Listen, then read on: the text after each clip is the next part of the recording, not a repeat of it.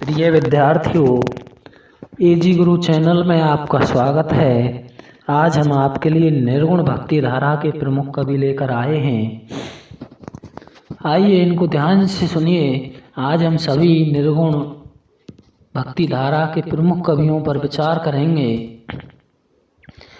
निर्गुण संतों की विचारधारा के बीज सिद्ध व नाथ कवियों की रचनाओं में तो मिलते ही हैं। आदिकाल में नामदेव ने भी इस दिशा में योग दिया था। भक्तिकालीन निर्गुण भक्त कवियों में कबीर, दादू, नानक, रैदास, सुंदरदास, मलूकदास प्रभृति संतों ने भक्ति भावना के प्रसार और भक्ति काव्य की रचना में न केवल स्वयं उल्लेखनीय योगदान दिया, अपितु इनकी शिष्य परंपरा में बाद में भी निर्गुण भक्ति काव्य की रचना होती रही। अब हम सबसे पहले रामानंद के बारे में पढ़ते हैं।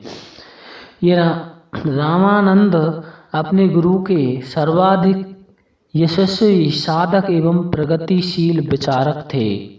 संत मत के प्रचार एवं प्रसार का श्रेय इन्हीं को है। नावादास ने भक्तमाल में लिखा है कि इनके अनेक शिष्य प्रशिष्य थे, जिनमें अनंतदास, कबीर, पीपा, धन्ना आदि विशेष रूप से उल्लेखनीय हैं। रामानंद को दीर्घ, पवित्र एवं साधनात्मक जीवन प्राप्त हुआ था, किंतु इनके आविर्भाव काल, निधन काल तथा जीवन चरित्र के संबंध में कोई प्रामाणिक सामग्री उपलब्ध नहीं होती है। भक्तमाल के अनुसार ये रामानुजाचार्य की शिष्य परंपरा में चतुर्थ शिष्य थे। इनका आविर्भाव काल 14वीं शताब्दी का अंतिम चरण माना जा सकता है, क्योंकि यह प्रसिद्ध है कि ये कबीर और पीपा के गुरु थे और इन दोनों का आविर्भाव काल 399 ईस्वी तथा 1425 ईस्वी स्वीकार किया जाता है। रामानंद के निधन का काल के संबंध में दो मत प्रचलित हैं। कुछ विद्वानों का मत है कि इनकी मृत्यु 1463 ईस्वी में हुई थी और कुछ का मत है कि इन्होंने 1448 ईस्वी में शरीर का विसर्जन किया। उपलब्ध तथ्यों एवं उल्लेखों के आधार पर यह निश्चित किया जा सकता है कि इनका आविर्भाव काल 368 ईस्वी तथा निधन काल लगभग 1468 ईस्वी था। श्री भक्तमाल सटीक के अनुसार इनका जन्म प्रयाग में कान्यकुब्ज ब्राह्मण कुल में हुआ था। इनकी शिक्षा दीक्षा काशी में हुई और स्वामी राघवानंद इनके दीक्षा गुरु थे। रामानंद द्वारा संस्कृत में विरचित ग्रंथों की प्रामाणिकता निश्चित नहीं है। उनके गुरु राघवानंद की सिद्धांत पंचमात्रा के आधार पर यह कहा जा सकता है कि रामानंद की साधना पद्धति में नाम स्मरण का बहुत अधिक महत्व है। नावादास के मत से रामानंद दशदा भक्ति के आगार थे। दशदा भक्ति के प्रचार के साथ ही उन्होंने ज्ञान वृत्ति प्रेमियों को ज्ञान मार्ग का उपदेश दिया। रामानंद से ही प्रेरणा ग्रहण कर कबीर ने साधना एवं भक्ति को सभी वर्णों तथा सभी वर्गों के लिए सुलभ कर दिया था। रामानंद बड़े उदार चेता मनस्वी थे। उन्होंने सामाजिक हीनता और असमर्थता की भावना को समूल नष्ट कर साधना का ऐसा भव्य एवं विशाल मंदिर निर्मित किया जिसके द्वार सबके लिए उन्मुक्त थे। रामानंद का हिंदी रचनाओं में उनका प्रगतिशील आध्यात्मिक एवं साधनात्मक दृष्टिकोण उपलब्ध होता है। तीर्थ यात्रा, मूर्ति पूजा, वेदादि धर्म ग्रंथों एवं उपासना के बाह्य साधनों की आलोचना करते हुए उन्होंने अंत साधना का मार्ग प्रशस्त किया। उनकी रचनाओं में ब्रह्म की प्रेम भक्ति का उपदेश है तथा उनकी काव्य भाषा पर्याप्त स्वच्छ है। अपने गुरु राघवानंद से प्राप्त भक्ति और ज्ञान की पृष्ठभूमि में उन्होंने रामवंत संप्रदाय का प्रवर्तन किया। उन्होंने उसके बाद 16वीं शताब्दी में इस संप्रदाय का संपर्क श्री संप्रदाय के साथ इतना बढ़ गया कि दोनों में जो भेद था वह भावुक जनता के समक्ष अदृष्ट हो गया, परंतु वस्तुतः दोनों में भेद विद्यमान था। श्री संप्रदाय के आराध्य नारायण हैं और रामवंत संप्रदाय के रामवंत संप्रदाय में साधनात्मक प्रक्रियाओं के साथ ही व्यवहारिक जीवन की उदारता, सहृदयता तथा सहिष्णुता की भावनाएं प्रचुर थीं। इस संप्रदाय का मूल मंत्र राम या सीताराम है और आराध्य देव श्री राम हैं। वे निर्गुण, निराकार, अगम, अगोचर होते हुए भी संतों, भक्तों और आर्तजनों के परित्राण अवतार धारण कर लेते हैं। अब हम कबीर का जीवन परिचय देखते हैं। भारतीय धर्म साधना के इतिहास में कबीरदास ऐसे महान विचारक एवं प्रतिभाशाली महाकवि जिन्होंने शताब्दियों की सीमा का उल्लंघन कर दीर्घकाल तक भारतीय जनता का पथ आलोकित किया और सच्चे अर्थों में जीवन का नायकत्व किया। उनके आविर्भाव काल का निर्णय करने के लिए उपलब्ध सामग्री को 3 वर्गों में विभाजित किया जा सकता है। अंतसाक्ष्य, सांप्रदायिक सामग्री, प्राचीन ग्रंथों एवं विद्वानों के अभिमत। अंतसाक्ष्य की दृष्टि से उन्होंने केवल 2 प्रसंगों, काजी द्वारा हाथी चलवाने तथा लोहे की जंजीरों में बंधवाकर गंगा में डुबोने के प्रयत्न का वर्णन किया है। सिकंदर लोदी 1488 से 15 से 17 द्वारा किए गए अत्याचारों का जो वर्णन अनंत दास कृत कबीर परिचय में है, उससे इन उल्लेखों का पूर्ण साम्य है। तात्पर्य यह है कि कबीर सिकंदर लोदी के समकालीन थे। कबीर का दूसरा अंत्य साक्ष्य है उनके द्वारा जयदेव और नामदेव की महत्ता का वर्णन। यथा गुरु प्रसादी जयदेव नामा, भक्ति के प्रेमी इन्हीं है जाना। कबीर द्वारा 12वीं 13वीं शताब्दी के इन दोनों संतों का उल्लेख इस बात का द्योतक है कि उनका आविर्भाव 13वीं शताब्दी के अंत अथवा 14वीं शताब्दी के आरंभ में हुआ था। कबीर की जीवनी से संबंधित मुख्य सांप्रदायिक सामग्री निम्नलिखित है। श्री पीपा की वाणी, भवतारण धर्मदास का, कबीर गोरस कुष्ठ, कबीर चरित्र बोध, भक्तमाल, कबीर परिचय। पीपा ने कबीर की आध्यात्मिक उपलब्धियों की सराहना की है तथा भवतारण में उनके द्वारा विभिन्न युगों में अवतरित होने का श्रद्धापूर्ण वर्णन है। कबीर गोरस गोष्ठ में गोरखनाथ और कबीरदास के मध्य तत्व सिद्धांत पर विवेचना को वाणी दी गई है। कबीर चरित्र बोध प्रथम सांप्रदायिक ग्रंथ है जिसमें कबीर के आविर्भाव काल 1455 विक्रम संवत का स्पष्ट शब्दों में उल्लेख है। नावादास विरचित भक्तमाल 1585 में कबीर के संबंध में ये उल्लेख मिलता है।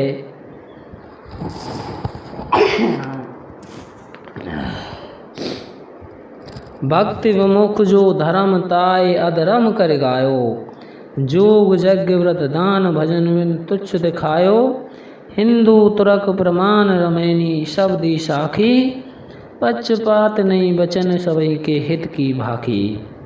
आरूढ़ा दशा है जगत पर मुख देखी नाहिन भनी, कबीर कानी राखी नहीं वर्णाश्रम सट दर्शनी। कबीर परिचय में अनंत दास ने कबीरदास के व्यक्तित्व और जीवनी से संबंधित कुछ तथ्यों का उल्लेख स्पष्ट शब्दों में किया है। उनके अनुसार वे जन्म से जुलाहे थे। उनका निवास स्थान काशी था। उनके गुरु रामानंद थे। सिकंदर लोदी ने उन्हें अनेक प्रकार से यातना दी थी तथा उन्होंने 120 वर्ष का पवित्र जीवन पाया। उपयुक्त सामग्री के साथ ही वर्तमान लेखकों के अभिमतों का उल्लेख भी आवश्यक है। बील के मतानुसार कबीर का समय 1490 ईस्वी, फरकुहर के अनुसार 1400 से 1518 ईस्वी, हंटर की दृष्टि में 1300 से 1420 ईस्वी, मैकालिप के अनुसार 1398 से 1518 ईस्वी और बेसकट स्मिथ और भंडारकर के मत से 1440 से 1518 ईस्वी है। अंत साक्ष्य और कबीर चरित्र बोध के प्रमाण से ये निष्कर्ष प्राप्त होता है कि कबीर का आविर्भाव 1398 ईस्वी में हुआ था। आविर्भाव काल के समान ही उनका अवसान काल भी अनिश्चित और रहस्यमय बना हुआ है। भक्तमाल के टीकाकार प्रियदास के अनुसार उनका देहावसान मगहर में 1499 ईस्वी में हुआ। इस संबंध में एक जनश्रुति भी प्रचलित है। सम्मत 1575 कियो मगर को कौन, माघ सुधी एकादशी रौ पौन में पौन। तात्पर्य यह कि कबीर का निधन 1518 ईस्वी 1575 विक्रम संवत में हुआ। इस मंतव्य का समर्थन कबीर परिचय के इस उल्लेख से भी हो जाता है। कबीर को 120 वर्ष का पवित्र जीवन प्राप्त हुआ था, अर्थात वे 1398 से 1518 ईस्वी तक विद्यमान थे। प्रसिद्ध है कि कबीर स्वामी रामानंद के शिष्य थे। भक्तमाल में रामानंद के प्रमुख शिष्यों का उल्लेख करते हुए कबीर को विशिष्ट स्थान प्रदान किया गया है। दव स्थान 1670 के लेखक मोहसिन फानी और पैसाची भाषा की कृति प्रसंग पारिजात 1460 के लेखक चेतन दास के अनुसार भी कबीर के गुरु रामानंद थे। यहाँ उनके जीवन व्रत के कुछ अन्य पक्षों का उल्लेख भी अपेक्षित है। जाति जुलाहा नाम कबीरा जैसे उल्लेखों से स्पष्ट है कि जाति पाति के कटु आलोचक कबीर ने अपने को जुलाहा जाति का होना स्वीकार किया है। यह अंत साक्ष्य सर्वथा विश्वसनीय और प्रमाणिक है, किंतु कबीर पंथ में कबीरदास के माता पिता के विषय में किसी प्रकार का मत उपलब्ध नहीं होता है। कारण यह है कि कबीर पंथियों की दृष्टि से कबीरदास महापुरुष हैं। किंवदंती है कि नीरू जुलाहा और उसकी पत्नी नीमा ने बालक के रूप में विद्यमान सतपुरुष को अपने घर लाकर पालन पोषण किया। इस प्रकार जुलाहा परिवार से परिपालित सतपुरुष ने युग के शोषण और बंधनों को शिथिल करके सामाजिक जीवन का एक नया परिच्छेद उद्घाटित किया। जनश्रुतियों में प्रसिद्ध है कि कबीर की पत्नी का नाम लोई था। उनकी संतान के रूप में पुत्र कमाल और पुत्री कमाली का उल्लेख मिलता है।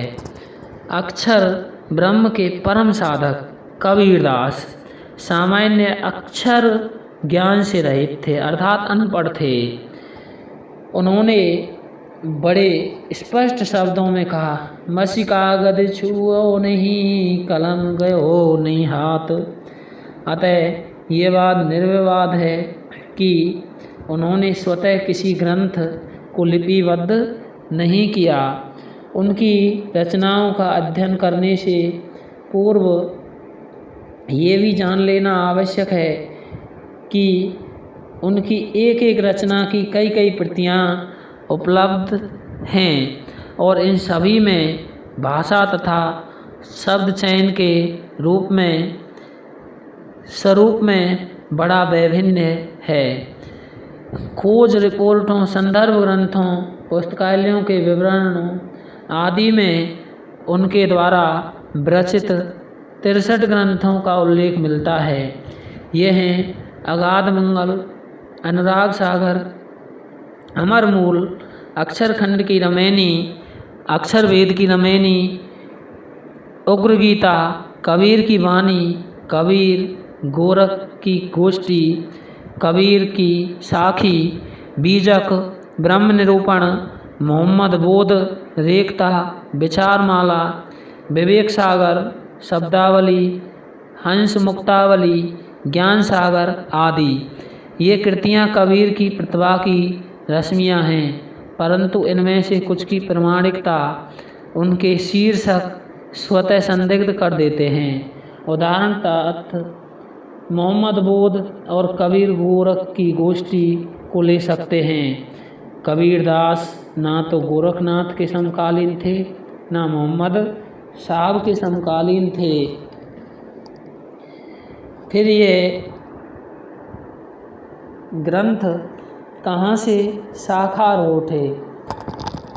संत मत के समस्त कवियों में कवि कबीर सबसे अधिक प्रतिभाशाली एवं मौलिक थे।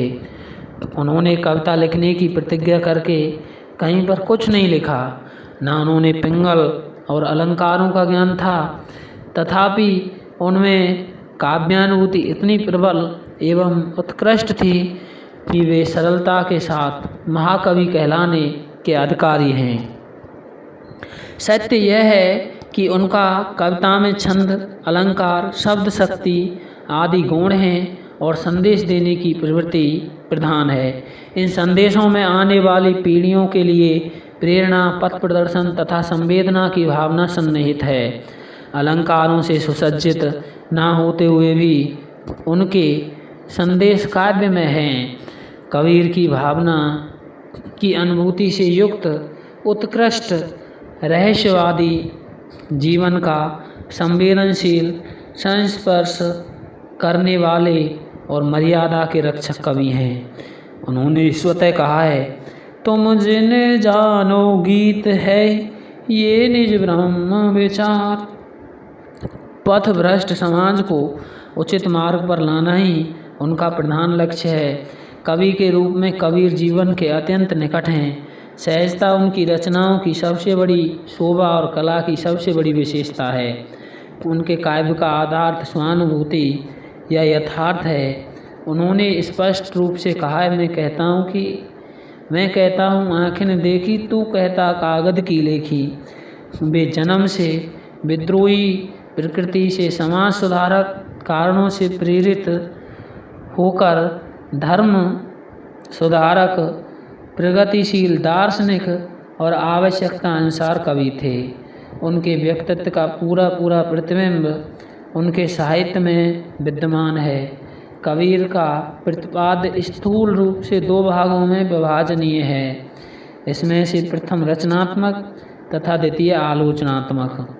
रचनात्मक विषयों के अंतर्गत सतगुरु, नाम, विश्वास, धैर्य, दया, विचार, औदार्य, क्षमा, संतोष आदि विषयों पर व्यवहारिक शैली में भाव व्यक्त किए गए हैं। यहाँ उनकी आलोचनात्मक प्रतिभा के दर्शन नहीं होते, अर्थात यहाँ मानव की हीनताओं का दिग्दर्शन नहीं कराया गया।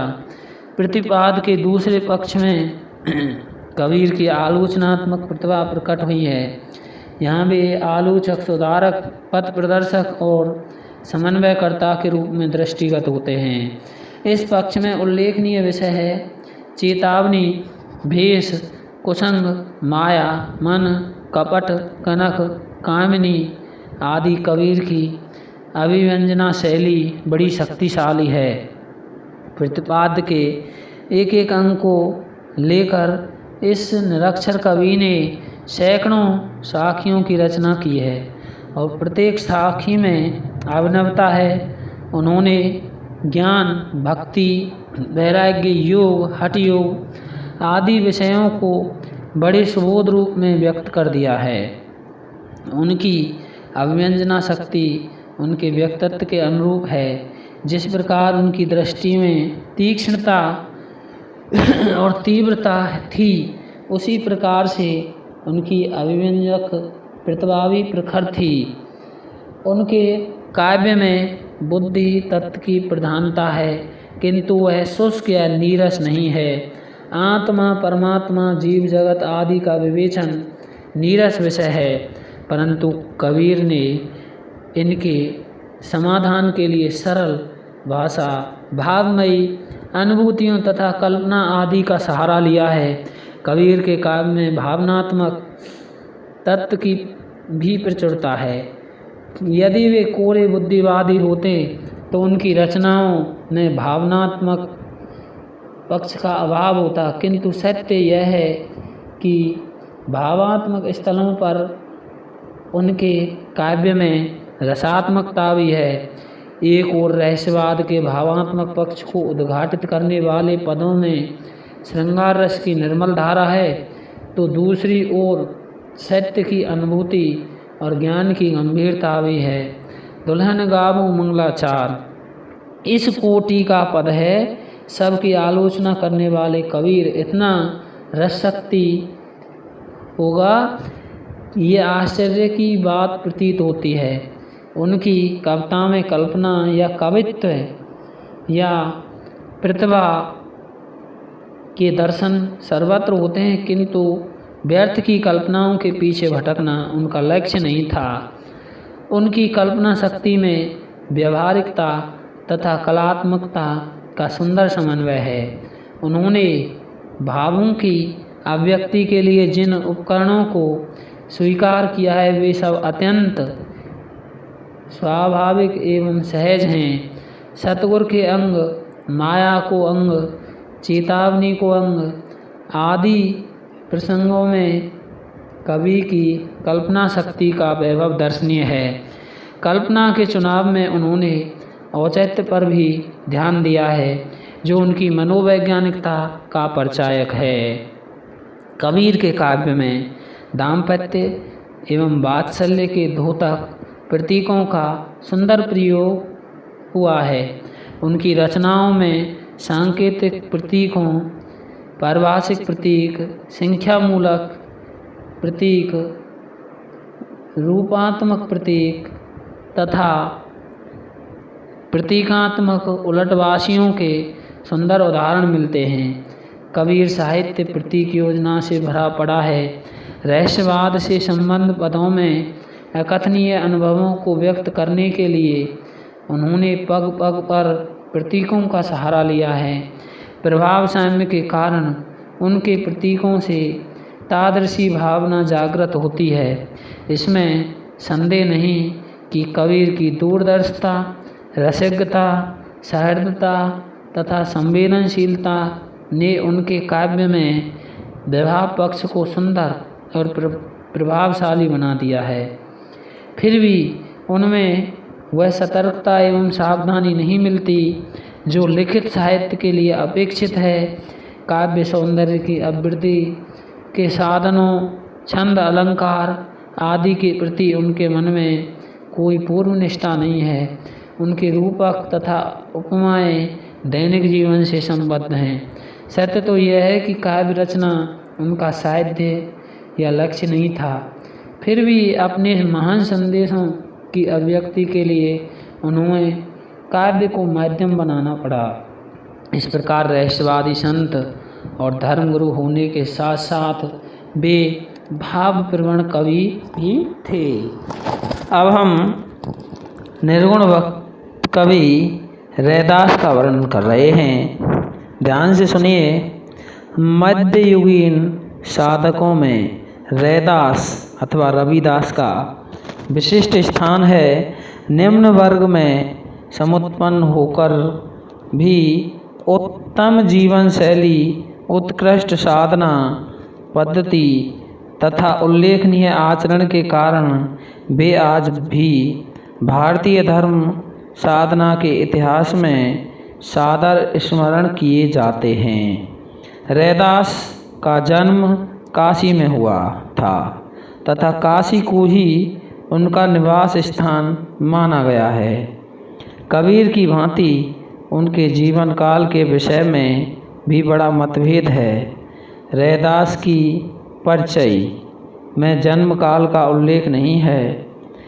भक्तमाल और डॉक्टर भंडारकर के अनुसार उनका जन्म 1299 ईस्वी में हुआ था। डॉक्टर भगवत व्रत मिश्र ने यह निष्कर्ष प्रस्तुत किया कि कवि का जन्म काल 1398 ईस्वी तथा मृत्यु काल 1448 ईस्वी के मध्य होना चाहिए।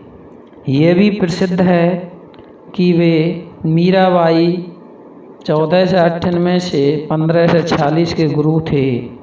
इस स्थिति में 1530 ईस्वी के पूर्व उनका देहावसान नहीं माना जा सकता।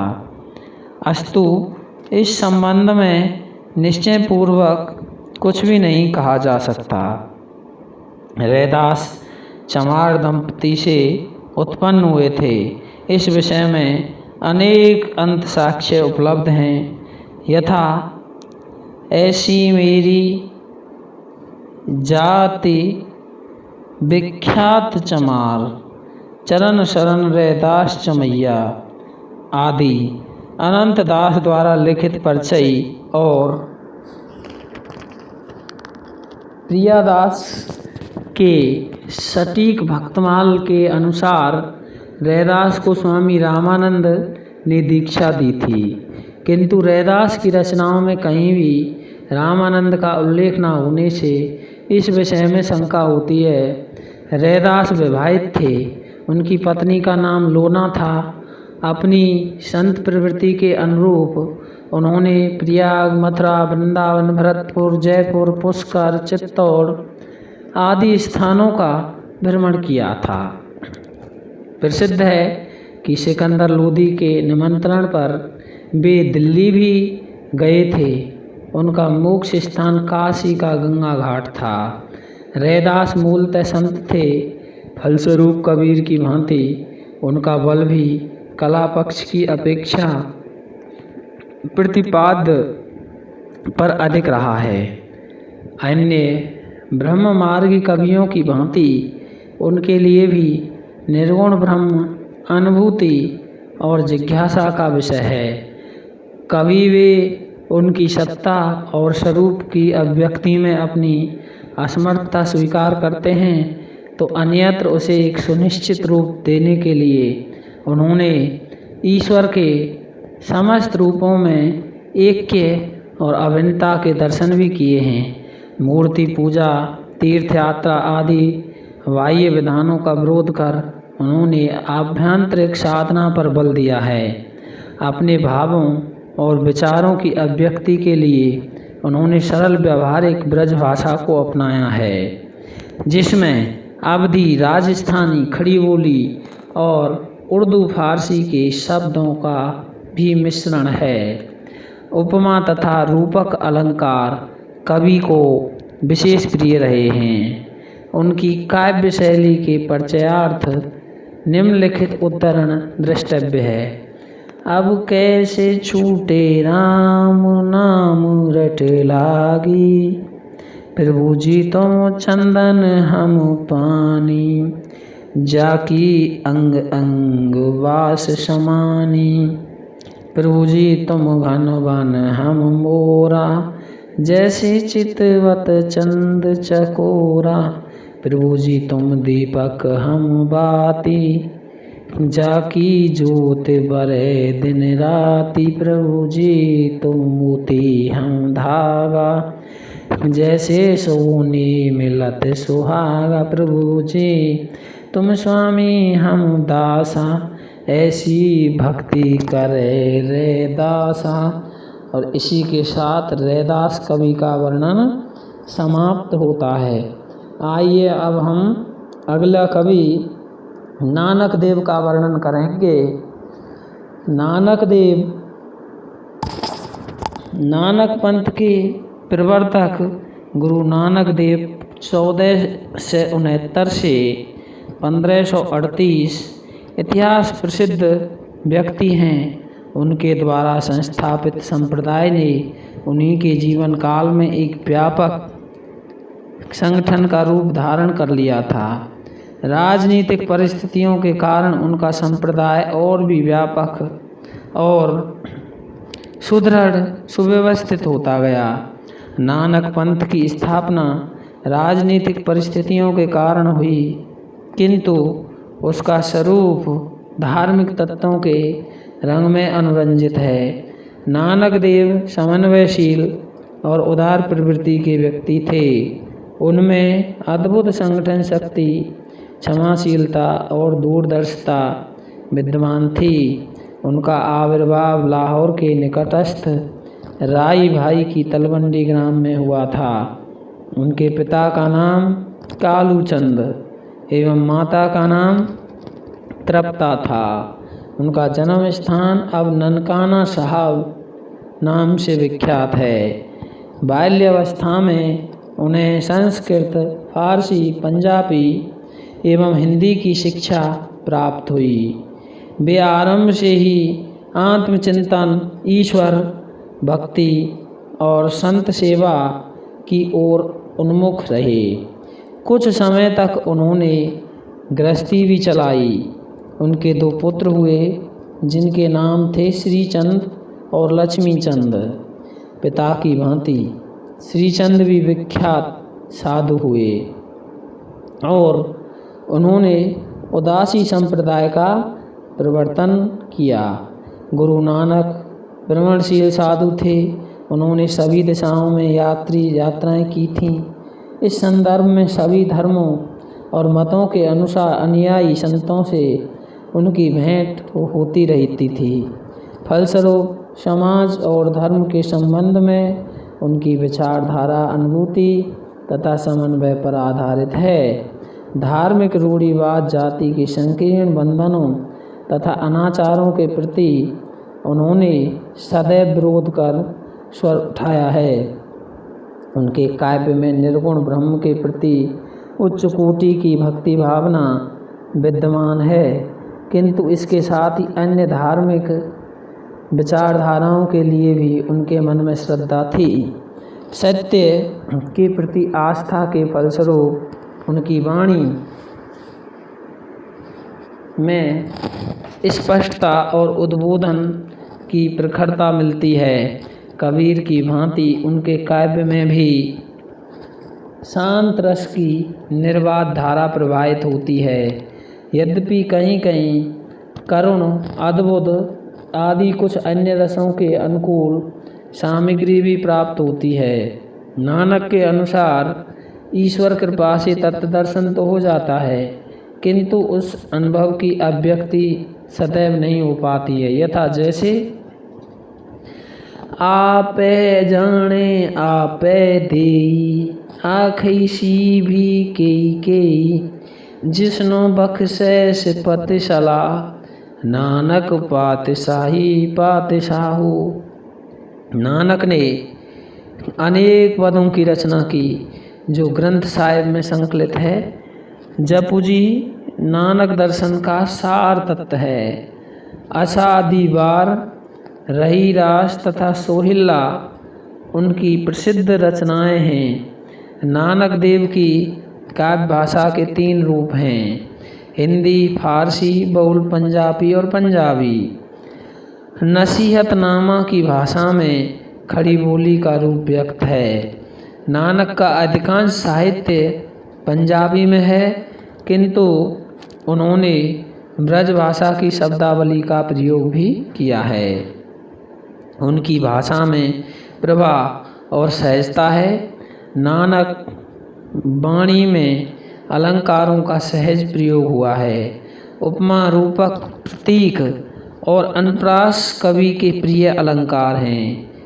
छंदों का प्रयोग उन्होंने नहीं किया। उनके पद राग रागनियों में रचित हैं। शांत रस की निर्बाध धारा उनके काव्य में प्रवाहित हुई। ऐतिहासिक वर्णनों के कारण रस एवं श्रृंगार के पद भी विरचित हैं। अब हम अगला कवि ले रहे हैं जम्बनाथ। संत जम्बनाथ का जन्म 1451 ईस्वी में जोधपुर राज्य के नागौर प्रदेश के पीपासर अथवा पयासर ग्राम में राजपूत परिवार में हुआ था।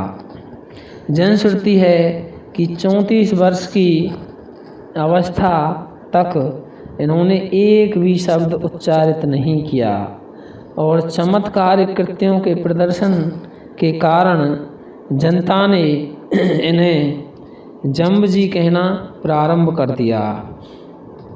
सिद्धि प्राप्त हो जाने के अनंतर ये मुनीन्द्र जम्ब ऋषि के नाम से विख्यात हुए।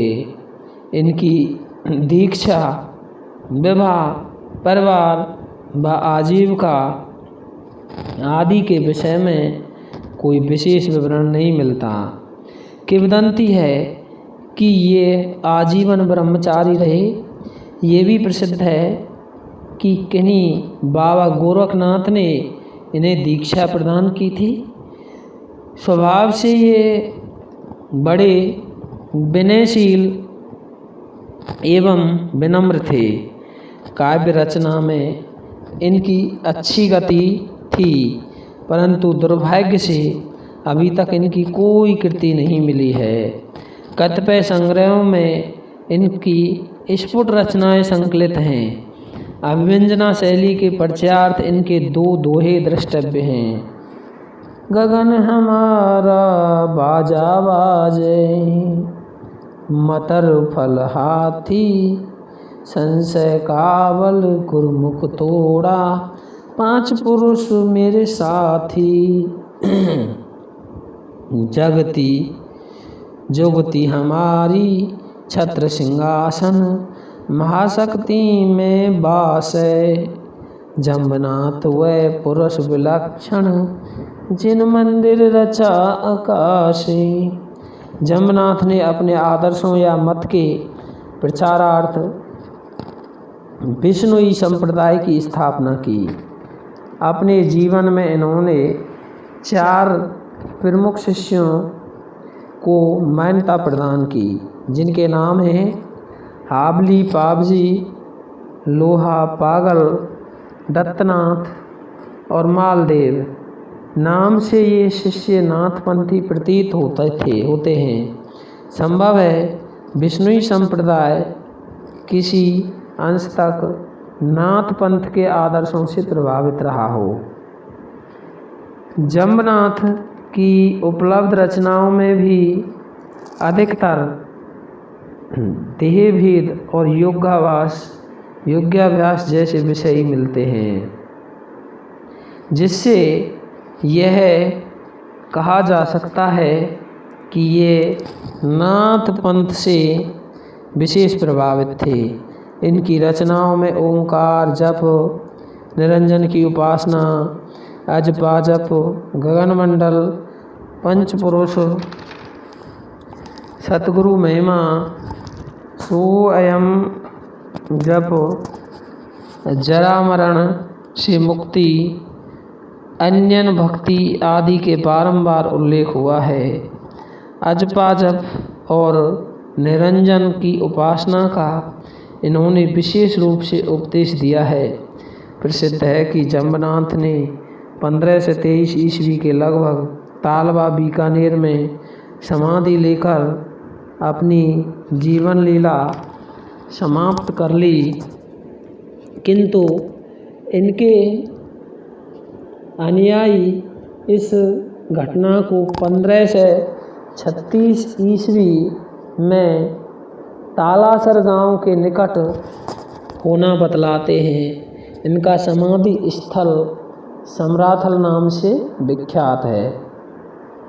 आइए अब हम निर्गुण भक्ति के अगले कवि हरिदास निरंजनी के बारे में बात करते हैं।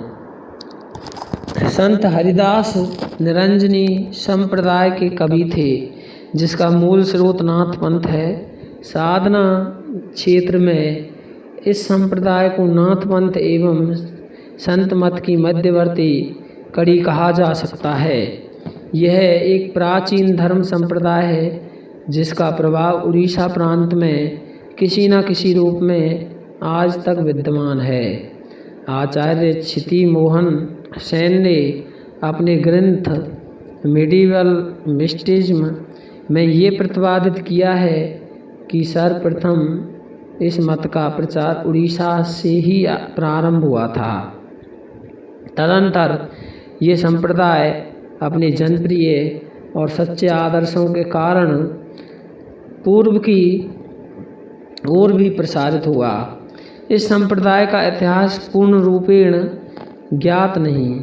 प्रचलित है कि इस संप्रदाय के प्रवर्तक स्वामी निरंजन थे, जो ब्रह्म के निर्गुण रूप के उपासक थे। स्वामी निरंजन की जीवनी और सिद्धांतों को स्पष्ट रूपरेखा प्राप्त नहीं है। निरंजनी संप्रदाय के संस्थापक और संस्थापन के इतिहास का उल्लेख करते हुए दादूपंथी रघुदास ने अपने भक्तमाल में लिखा है कि इसके प्रवर्तक जगन थे। ये मत भी प्रचलित है कि इस संप्रदाय का प्रवर्तन हरिदास निरंजनी ने किया था। रघुदास के अनुसार हरिदास डीडवाना निवासी थे। पुरोहित हरिनारायण शर्मा ने सुंदर ग्रंथावली की भूमिका में हरिदास के संबंध में ये लिखा है कि पहले वे प्रागदास के शिष्य हुए, फिर दादू के, फिर कबीर पंथ और गोरखनाथ से दीक्षित हुए और अंततः उन्होंने अपना निराला पंथ चलाया। परशुराम चतुर्वेदी का भी अनुमान है कि हरिदास जी ने 1599 ईस्वी में दादूपंथी प्रागदास से दीक्षा ली थी, परंतु इधर कुछ नवीन सामग्रियों के क्रमशः प्रकाश में आने के कारण संत हरिदास के आविर्भाव काल का कुछ पहले निश्चित होना भी अनुमानित है। कुछ लेखक अब इस बात को असंभव नहीं समझते कि इनका जन्म 1455 ईस्वी में और मृत्यु 1543 ईस्वी में हुई। 18वीं शताब्दी के अंतिम चरण में विद्यमान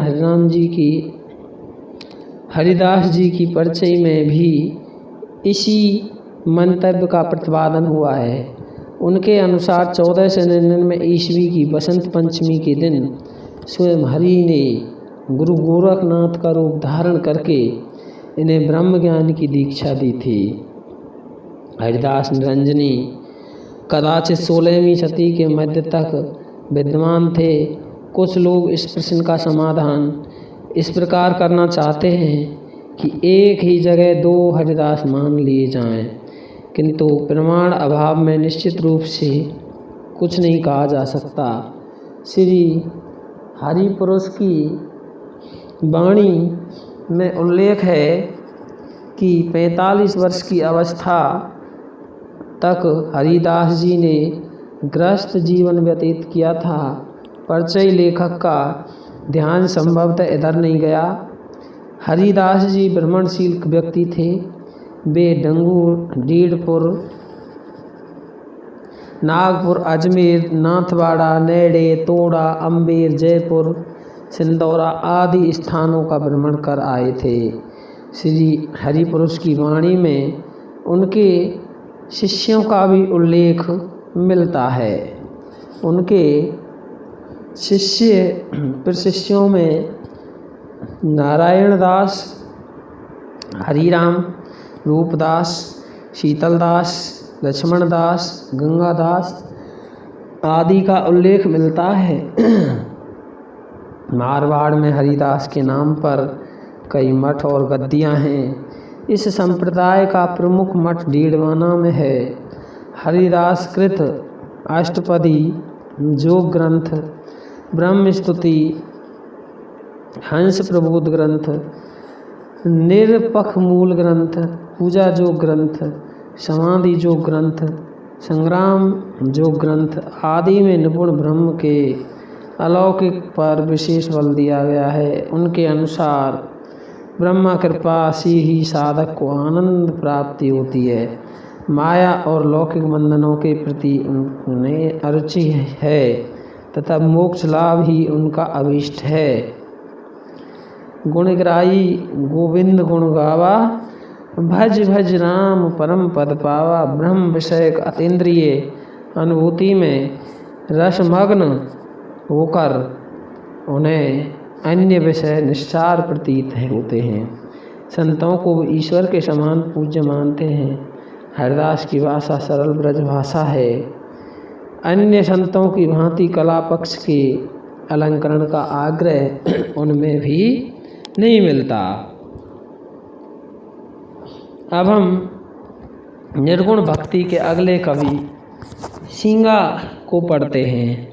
संत सींगा का जन्म मध्य भारत की रियासत बड़वानी के खजूर गांव में एक ग्वाल परिवार में हुआ था। बाल्यावस्था से वे संसार से विरक्त रहा करते थे। एक बार वे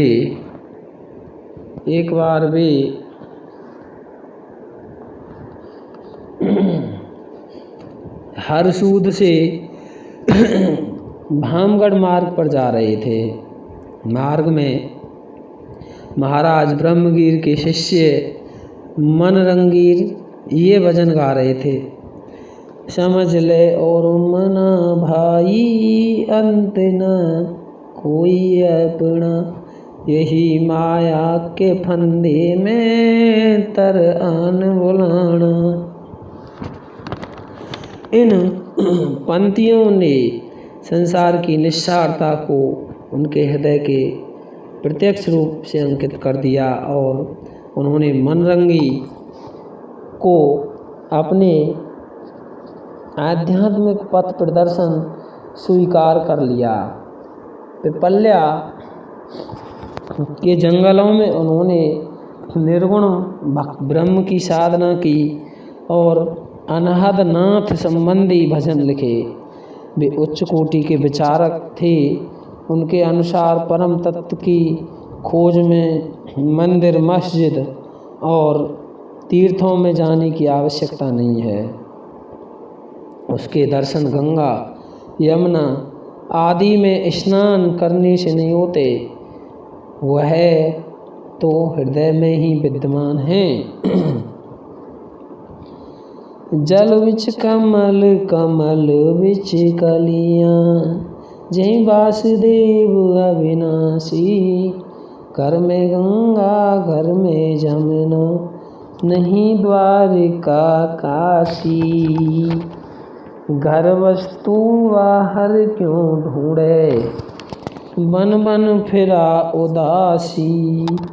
कहे जन सिंगा, सुनो भाई साधो, अमरपुर के वासी। सिंगा की निर्गुण ब्रह्म संबंधी धारण संत कबीर की ब्रह्म विषय कल्पना से बहुत कुछ साम्य रखती है। उनकी उक्तियों में अप्रस्तुत योजना बड़ी यथार्थ और स्वाभाविक है। उनके द्वारा विरचित पदों की संख्या 8 से बताई गई है, किंतु वे सभी अभी तक उपलब्ध नहीं हो सके। उनकी काव्य भाषा निमाड़ी है।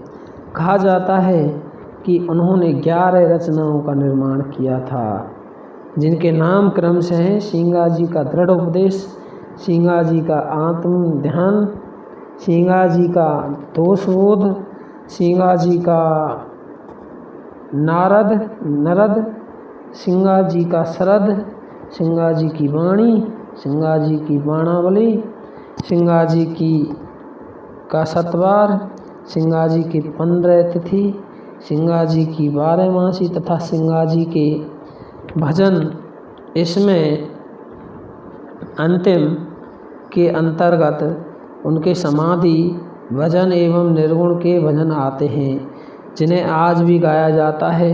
संप्रति उनके काव्य का एक छोटा सा संग्रह सतसिंगाजी शीर्षक से उपलब्ध। आइए अब हम निर्गुण भक्ति धारा के अगले कवि लाल दास का वर्णन पढ़ते हैं। लाल दास पथ के प्रदर्शक संत लाल दास 1540 से 1648 का आविर्भाव अलवर राज्य के ग्राम धौलीधूप में एक ऐसे मुसलमान परिवार में हुआ जहां भरण पोषण तथा जीविका के साधनों के लिए इतना संघर्ष करना पड़ा था कि बालकों की शिक्षा दीक्षा का कोई प्रबंध ना हो पाता था।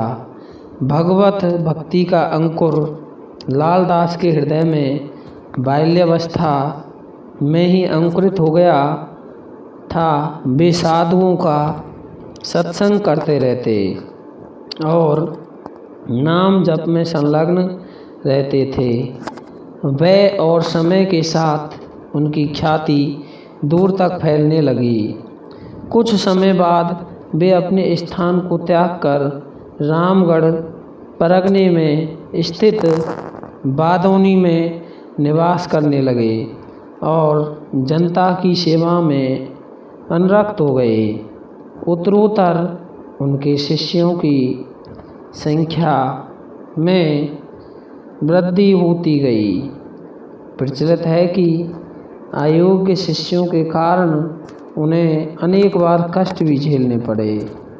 दुष्टों द्वारा अत्यंत पीड़ित किए जाने पर उन्होंने बादौनी का परित्याग कर दिया और नारौली ग्राम में निवास करने लगे। बाद में उन्होंने रसगांव को अपना निवास स्थान बनाया। लाल दास ने गृहस्थाश्रम में रहकर साधना की। उनकी समाधि नगला भरतपुर राज्य में आज भी विद्यमान है।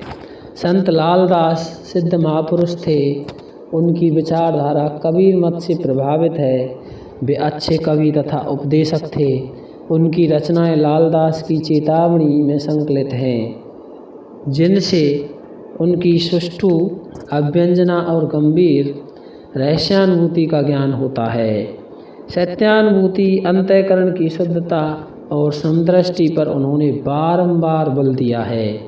इस प्रकार उनकी रचनाओं में नीतिपरक दृष्टिकोण की प्रधानता है।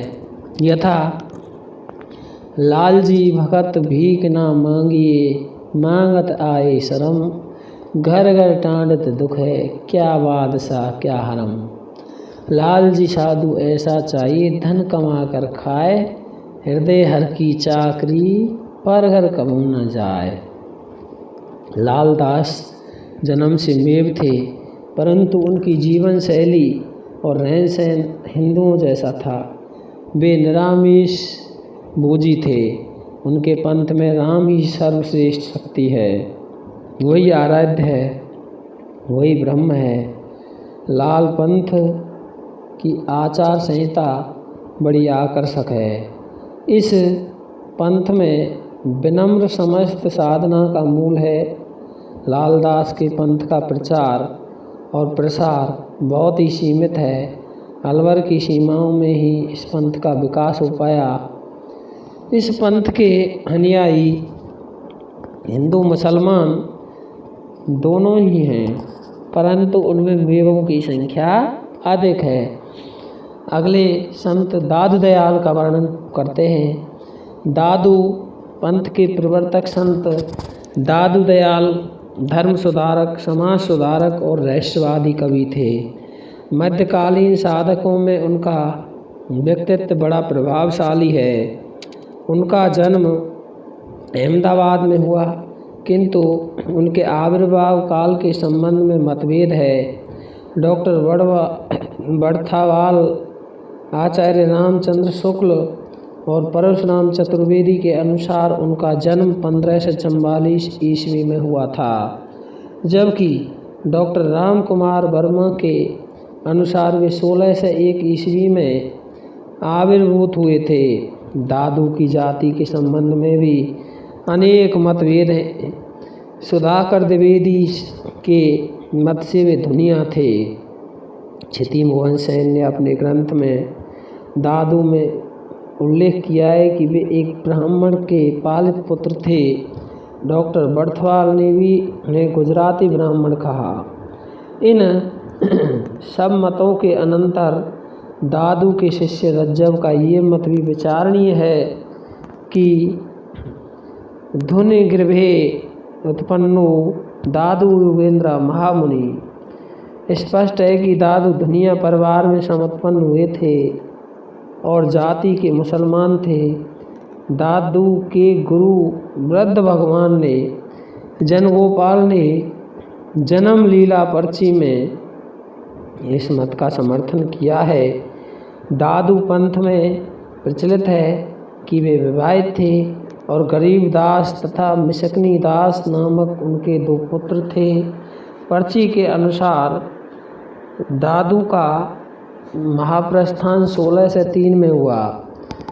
देश भ्रमण के बाद दादू सन 1573 ईस्वी में सामर में निवास करने लगे। इसी समय उन्होंने पंथ की स्थापना की के संबंध में विचार प्रकट किए। फलतः नियमित रूप से श्रद्धालु आस्थावान नर नारियों तथा अनुयायियों का सत्संग होने लगा। सत्संग का स्थल अलग दरीवा नाम से प्रसिद्ध हुआ। क्रमशः ब्रह्म संप्रदाय के रूपरेखा ग्रहण करने लगा। भविष्य में यही पर ब्रह्म के रूप में प्रख्यात हुआ और कालांतर में इसी को दादू पंथ संज्ञा प्राप्त हुई। दादू के जीवन काल में पंथ बहुत लोकप्रिय हुआ और इसके अंतर्गत रज्जव, सुंदरदास, प्रागदास, जनगोपाल, जगजीवन प्रभृति प्रसिद्ध साधकों का आविर्भाव हुआ। राघोदास ने अपना भक्तमाल में दादू के प्रमुख 52 शिष्यों का उल्लेख है, जिनमें रज्जव और सुंदरदास सर्वप्रथम प्रमुख हैं।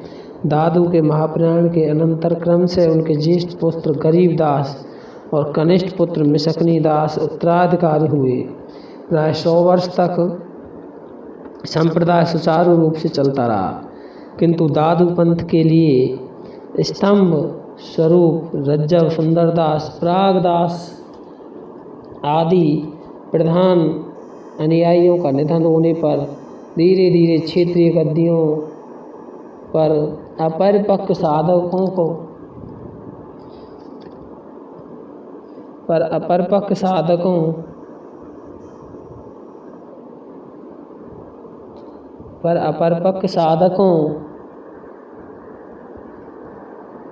का प्रभाव हो गया। दादू प्रतिभाशाली कवि थे। प्रसिद्ध है कि उन्होंने 20 सहस्त्र पदों और साखियों की रचना की, किंतु उनमें से बहुत कम उपलब्ध हैं। उनके शिष्यों संत दास एवं जगन्नाथ दास ने हरडेवाणी शीर्षक से उनकी रचनाओं का संग्रह प्रस्तुत किया है। अंगवधू भी उनका प्रसिद्ध काव्य है। वैसे उनकी रचनाओं का प्रमाण एक संकलन परशुराम चतुर्वेदी द्वारा संपादित दादू दयाल में सुलभ है। संत दादूदास की विचारधारा कबीर से प्रभावित है।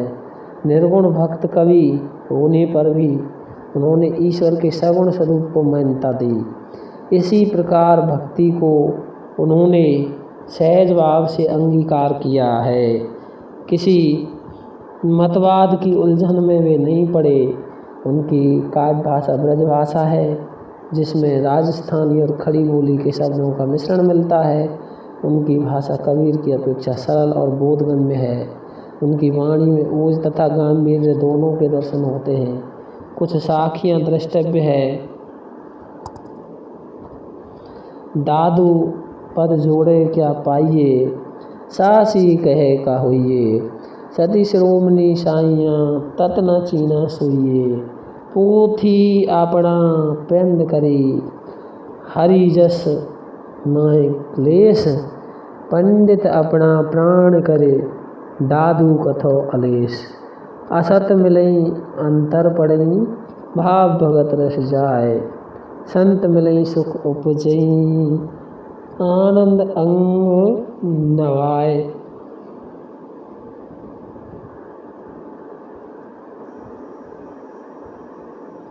आनंद अंग नवाए। अगला जो संत है वो है मलूकदास। अब हम मलूकदास का अध्ययन करेंगे। मलूकदास 1574 से 1682 का आविर्भाव उस समय हुआ जब भारतवर्ष में अकबर के साम्राज्य का दीपक हिंदुओं के स्निग्ध स्नेह से जगमगा रहा था। उनका महाप्रस्थान औरंगजेब के राज्य के काल में हुआ। उनके पिता का नाम सुंदरदास खत्री था। संसार से विरक्ति का जो बीज मलूकदास के हृदय में आगे चलकर पल्लवित और पुष्पित हुआ, उसका बीज रोपण उनकी बाल्यावस्था में ही हो चुका था। उनके दीक्षा गुरु के संबंध में हिंदी के इतिहासकारों में बड़ा मतभेद है। कुछ उन्हें कील का शिष्य मानते हैं और कुछ द्रविड़ विट्ठल को उनका गुरु बताते हैं, किंतु मलूकदास ने सुखसागर में गुरु देवनाथ के पुत्र पुरुषोत्तम का गुरु रूप में स्मरण किया है। मलूकदास के विवाह पत्नी और एक कन्या का भी उल्लेख परिचय में हुआ है। वे जीवन पर्यंत अपने पैतृक व्यवसाय द्वारा गृहस्थी का परिपालन करते रहे। मलूकदास के प्रमाणिक ग्रंथ हैं ज्ञानबोध, रत्न खान, भक्त वच्छावली, भक्त विवेक, ज्ञान परोक्षी, 12 खंडी, राम अवतार लीला, ब्रज लीला, ध्रुव चरित्र, विभव भूति, सुख सागर तथा स्फुटपद।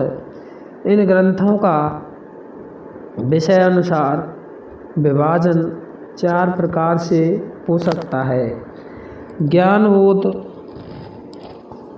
ज्ञान परोक्षी, विभव विभूति, रतन खान में कवियों ने योग, ज्ञान, निर्गुण भक्ति, वैराग्य आदि गहन विषयों पर प्रकाश डाला है।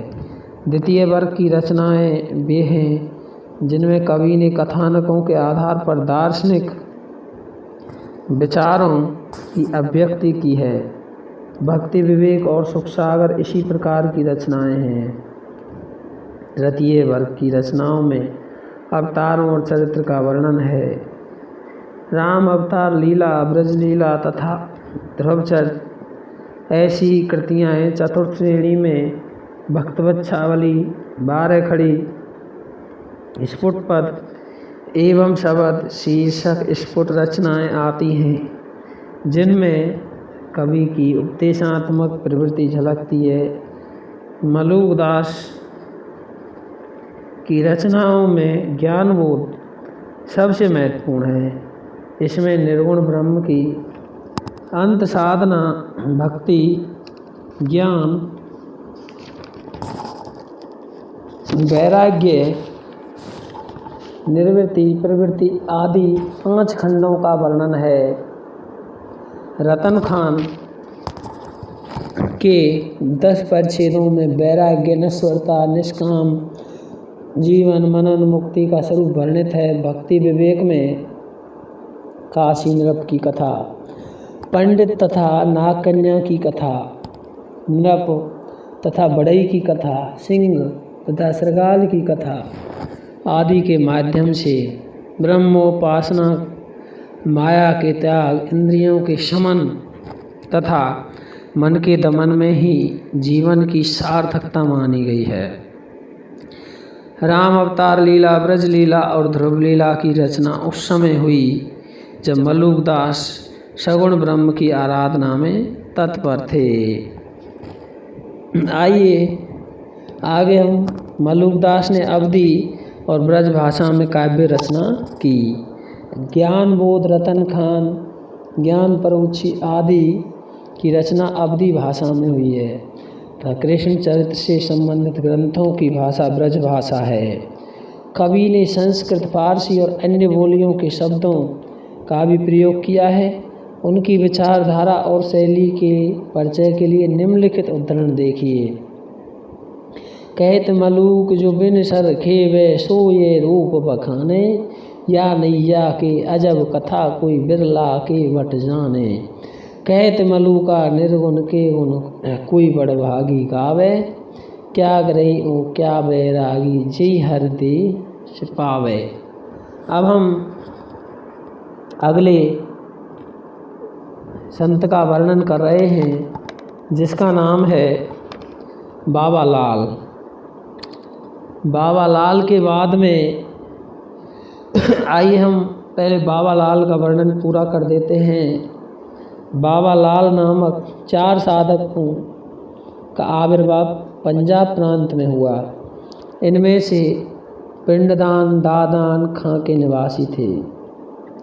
दूसरे पश्चिमी प्रांत के मेरा या थेरा नगर में रहते थे।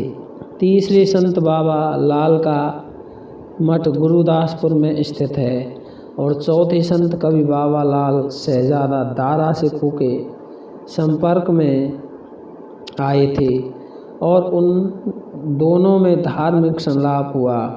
आचार्य क्षिति मोहन सेन के अनुसार इन बाबा लाल का आविर्भाव 1590 में मालवा प्रदेश के खत्री परिवार में हुआ, किंतु बाबा लाली संप्रदाय के आस्थावान भक्तों के अनुसार उनका जन्म 1335 ईस्वी में और देहावसान 1655 में हुआ।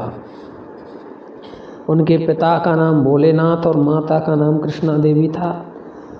प्रसिद्ध है कि 8 वर्ष की अवस्था में ही उन्होंने प्रमुख धर्म ग्रंथों का अध्ययन कर लिया। 10 वर्ष की अवस्था में उनके हृदय में वैराग्य उत्पन्न हो गया। फलते वे सत्य और सद्गुरु की खोज में निकल पड़े। चेतन बाबा या चैतन्य स्वामी से भेंट होने पर उन्होंने उनसे दीक्षा ले ली। कालांतर में चेतन स्वामी की आज्ञा पाकर वे अपने 22 प्रमुख शिष्यों को लेकर पंजाब, काबुल, पेशावर, गजनी, कंधार, दिल्ली, सूरत आदि स्थानों में भ्रमण करते हुए सत्य और धर्म के उच्च आदर्शों का प्रचार करते रहे। आज भी उनके अनुयायी बड़ौदा, गुरदासपुर आदि स्थानों में पाए जाते हैं। बड़ौदा में उनका एक मठ है जिसे बाबा लाल का शैल कहते हैं। वैसे संप्रदाय का प्रधान स्थान गुरदासपुर का श्री ध्यानपुर गांव है। बाबा लाल तथा दारा का वार्तालाप असरार मार्फत में संग्रहित है। नादरिन किन्नात नामक ग्रंथ में भी उनके विचारों का संग्रह हुआ है। उनके कुछ दोहे और पद भी प्रकाशित हुए हैं। आइए अब हम अगले संत सुंदरदास का वर्णन सुनते हैं। संत सुंदरदास के शिष्य संत दादू दयाल के शिष्य सुंदरदास 1596 से 1689 बड़े ही प्रतिभा संपन्न कवि और साधक थे। जयपुर राज्य की प्राचीन राजधानी धौसा के परमानंद खंडेलवाल के यहाँ उनका जन्म हुआ था। 6 वर्ष की अल्पायु में वे संत दादू के शिष्य हुए और 11 वर्ष की अवस्था में संत जगजीवन तथा संत रज्जब के साथ काशी की यात्रा की। वहाँ उन्होंने दीर्घकाल तक निवास किया और संस्कृत व्याकरण, साहित्य तथा दर्शन का गंभीर अध्ययन कर समस्त विद्याओं में पारंगत होकर 1625 ईस्वी में शेखावटी लौट आए।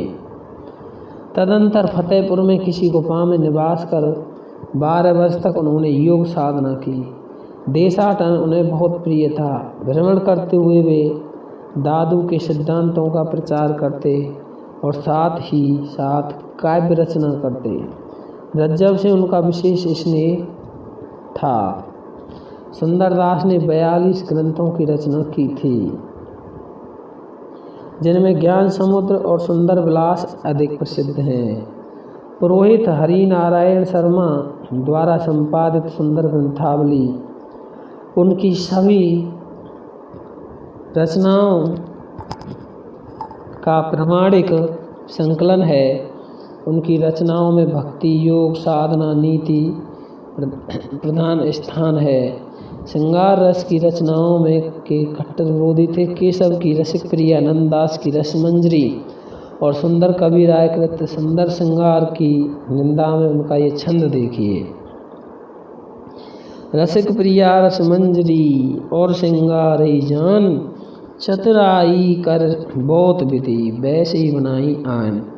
विषय बनाई आन लगत विषयन को प्यारी, जागे मदन प्रचंड सरारे नक्शिक नारी। जो राखे मिष्ठान पाए रोगई विस्तारे, सुंदर ये गति हुई जुति रसिक प्रिया धारे।